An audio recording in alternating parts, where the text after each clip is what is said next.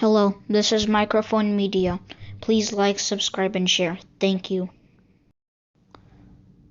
Hello, this is Microphone Media. Please like, subscribe, and share. Thank you. ሰላም ጤና ይስጥልኝ እንደምን ዋላችሁ እንደምን አደራችሁ በመላው ዓለም ላይ ያላችሁ አድማጮቻችን ሰላም ለእናንተ ይሁን። ይህ ማይክሮፎን ሚዲያ ቁጥር 2 ነው። ለማይክሮፎን ሚዲያ ቁጥር 2 አዳዲስ የሆናችሁ አዲስ ቻናላችን ነው አድማጮቻችን ሰብስክራይብ ካላደረጋችሁ ሰብስክራይብ አድርጉ። ሁሉ ጊዜ ሲጀምሩ ደግሞ ላይክ ካደረጋችሁት ይሄንን ቻናል ይወዱታል እያለ ኤአይ ደግሞ ወደ እናንተ ማስታወቂያ ወይም ኖቲፊኬሽን በለጠፍን ቁጥር ይልክላችኋል ቀድማችሁ ታይታላችሁ ማለት ነው። ይሄንን እያልኩ ደግሞ ዛሬ ለየት ያለ ፕሮግራም ይዘንላችሁ መጥተናል። በሺዎች የሚቆጠሩ ንጹሃን ያስገደለች እና ንብረታቸውን ሀብታቸውን በሙሉ ያዘረፈች ያለች የአብይ ውሽማ የሚል አርዕስት ሰጥተናል። ይሄንን ምን ማለታችን ነው? እንግዲህ ፓብሊክ ፊገር ስትሆን ወይ ህዝብ ሜሪ አክተር ምንም ነገር ስትሆን የሚደበቅ ነገር የለምና ያሉትን አንድ ባንድ እናወጣቸዋለን። ለዛሬ ግን አንድ አርዕስት እንደምታዩት ይሄንን ይዘን መጥተናል። ከፍተኛ የሆነ ወንጀል እየፈጸመች ያለች ሴት ነች። ማነች ሴትዮ? ወደ እናንተ እናመጣለን። አብይ አህመድ መጀመሪያ ምንድነው አግብቶ ሁሉ ጊዜ እንደሚነግረን አንሶላ የሌለው አልጋም ሳይኖረን መሬት ላይ የተኛን ብርድ ልብስ ላይ ለብሰን ከፍተኛ የሆነ ችግር ውስጥ ነበርን፣ ድሃ ነበርን፣ በድህነት ታችን ጊዜ ድህነት አዲስ አይደለም ምናምን እያለ የሚናገርበት አለ። እሷ ዝናሽ ነች። ዝናሽ ታያቸው ድሃ ያለ ነው እውነትም ያገባት ወልደዋል።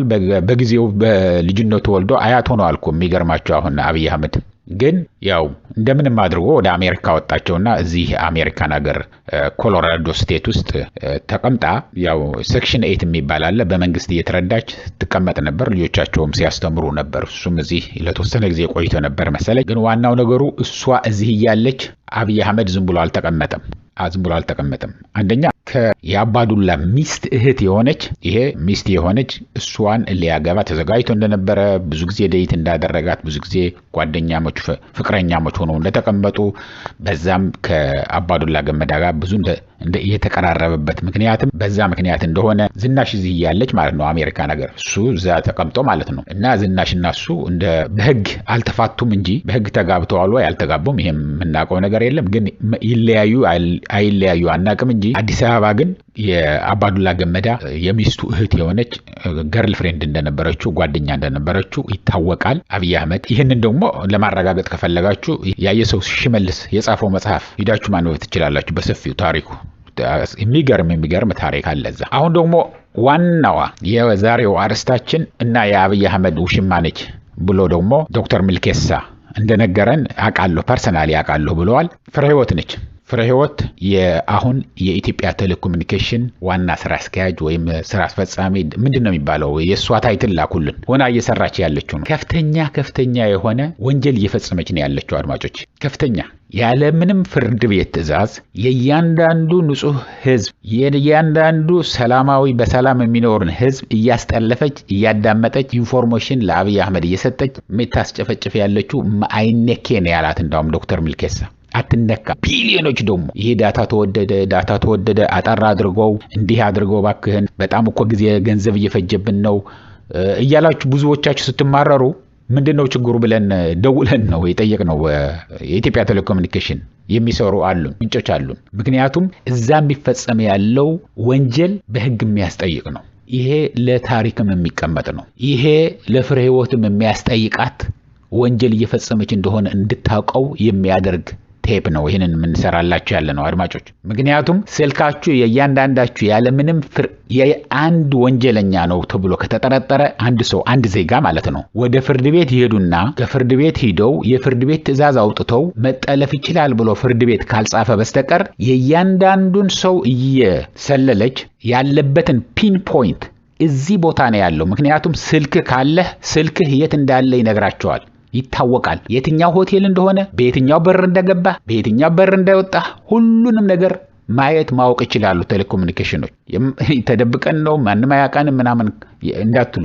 ኢቭን ስልካችሁ ሳትነጋገሩ ኦፍ ሆኖ እያለም ይሄ ካላጠፋችሁት ባትሪው ካልነቀራችሁት በስተቀር ባትሪው ከተነቀለ ማወቅ አይችሉም። ባትሪው ውስጡ ካለ ግን ስልካችሁ ውስጥ ካለ ግን የት እንዳላችሁ ይታወቃል። የግድ ስለተነጋገራችሁ የግድ አንድ ነገር ስላደረጋችሁ አይደለም። ስልካችሁ ጠፍቷል ብለህ ባትሪው ውስጡ ላይ ቀፈው ላይ ካለ ያውቃል። ፒን ታረጋለች። ስለዚህ የሁሉ ህዝብ በድሮን የሚጨፈጨፍ ያለው የሚያልቅ ያለው የማን ስራ ነው? የፍሬህይወት ታምሩ ነው። ፍሬህይወት ታምሩ ደግሞ እንደምንነግራችሁ ያለን በቢሊየን የሚቆጠር ገንዘብ የምታንቀሳቀስ ያለች ነች። ያ ሁሉ ዳታ አሁን ከፍላችሁ ባላንሳችሁን ያለውት ቀሪ ሂሳብ ምናምን የምትል ሴት አለች አይደለም ጨምሮ ታይቶ በሰከንድ ደግሞ አልቋል የሚባለው ሆን ተብሎ ነው። ሆን ተብሎ አስወድዳ ወደ ላይ ከፍ አድርገው ቻርጅ እያደረጉ ነው ያሉት። ብር እያተመበት ያለው መስሪያ ቤት አብይ አህመድ የቴሌኮሙኒኬሽን ነው። ካሽካው የሚሉት ለዚህ ነው። ምትታለብ ብላ ብር ምትታለብ መስሪያ ቤት ነው። ከሁሉ እሱ ገንዘብ ማስወደዱ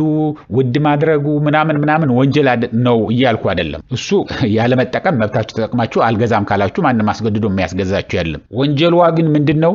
የፍሬህይወት ያለ ፍርድ ቤት ትዕዛዝ የሰዎችን ፕራይቬሲ ኢንቬድ አድርጋ የሰዎችን የነጻነት በሰላም የመኖር በህይወት የመኖር መብታቸውን ተጋፍታ ያለህበትን ቦታ ታጋይ ሆነ ወታደር ሆነ ምን እኮ አይደለም ህዝብ የተሰበሰበበት ህዝብ በቃ ንጹህ የሆነ ህዝብ አንድ ሰው ጦልቶ እገሌ የት ነው ያለው ካለ ብለህ ከጠየቅካት ትነግራለች አብይ አህመድ። ይሄ ደግሞ ዶክተር ሚልኬሳ እንዳለው አትነካም። በአብይ አህመድ እንኳን ልትነካም አትችል ነች እሷ።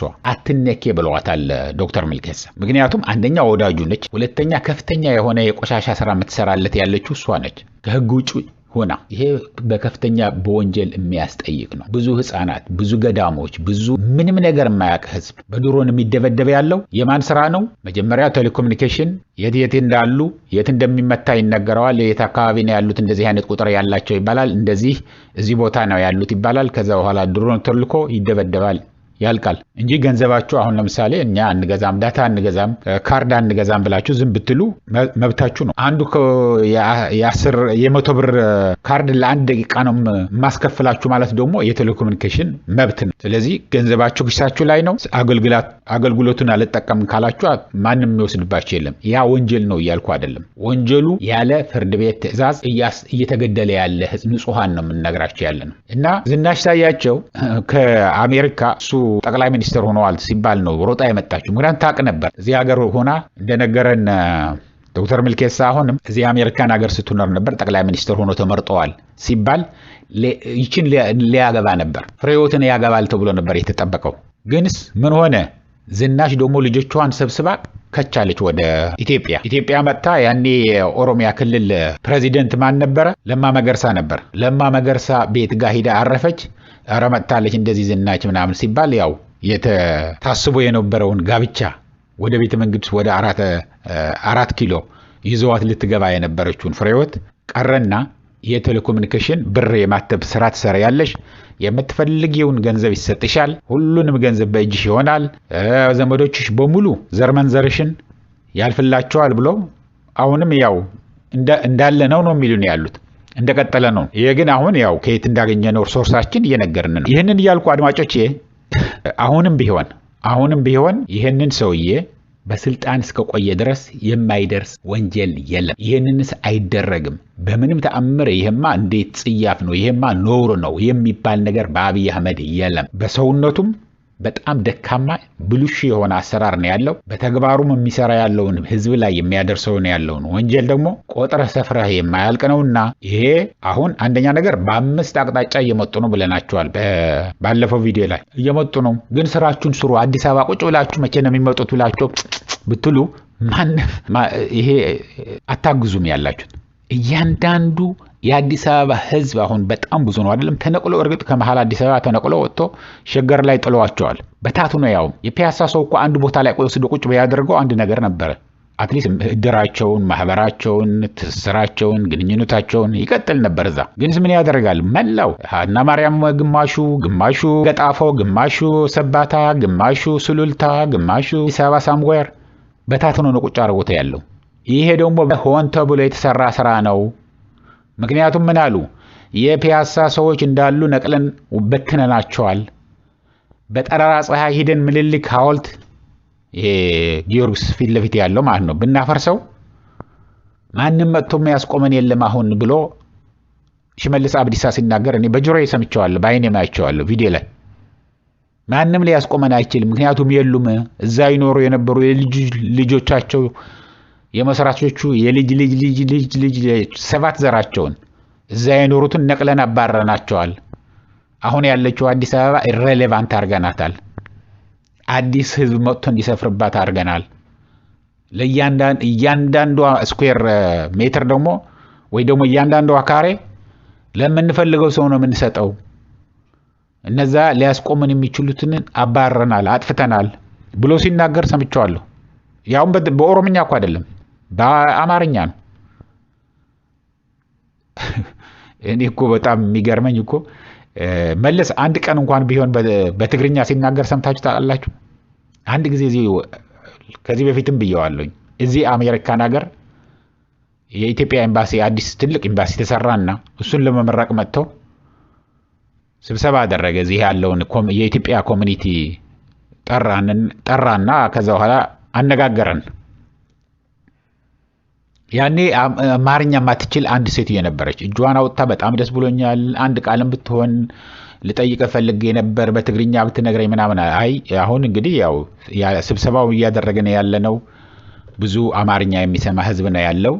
ስለዚህ ሌላ ጊዜ ወይ ደግሞ በግሎን ላናግረው ትችላለሁ እንጂ አሁን በአማርኛ ነው እንዳውም እንደዛም ያላት። በትግርኛ አድርጎ አይደለም የተናገረው። ግን ወደ ለመናገር ሰውን አስደስታለሁ ብለ በዚህ ቀናባቸዋለሁ ለናብይ ኮርቶ በኩራት በድንፋታ ነው የሚያወሩት። መጀመሪያ በኦሮምኛ ነው እኮ የሚያወራው። ስለዚህ አንዳንድ ጊዜ እንደዛ ማድረግም ሳይሻል አይቀርም ማለት ነው ብዬ አስባለሁ። ምክንያቱም የኢትዮጵያ ህዝብ ያ ሁሉ ልማት ያ ሁሉ ነገር እየተደረገ ያለ ሆነን ለመናገር ምን እንደሆነ በማናቀው ከፍተኛ የሆነ ጥላቻ ነበረው። ጥሮ ግሮ ሰርቶ ላይታች ብሎ ምን ብሎ የሚኖረውን ህዝብ ትግርኛ ሲናገር ከሰማው በቃ ባለጊዜዎች ይባል ነበር። አንድ ሳንቲም ከዛ የሚያገኝ ግን አልነበረም።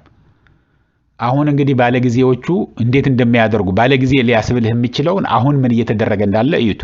አዲስ አበባን በሙሉ የአዲስ አበባን ህዝብ ጠርገህ ልክ እንደ ቆሻሻ ጠርገህ አውጥተህ እድርህን፣ መሬትህን፣ መቃብርህን ሁሉ ነገር አፍርሰው ለሌላ እየሰጡት ነው።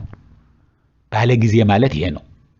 እንዳለ ታሪክ የሚያጠፋ ጄኖሳይድ የሚፈጽም በከተማዋ ላይ በነዋሪው ላይ ጄኖሳይድ ነው የተፈጸመው። እንዴት ከቦታው አፈናቅሎ ታሪኩን ሰርዞ አጥፍቶ እንደማይገኝ አድርጎ ቆፍሮ ሁሉንም ነገር ማጥፋት ማለት ነው። እሱ ነው አሁን የሚደረግ ያለው።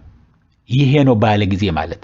ከዛ በኋላ የሚፈልገው የሚመርጠውን ሰው እያየ መሬት ማደል ማለት ነው።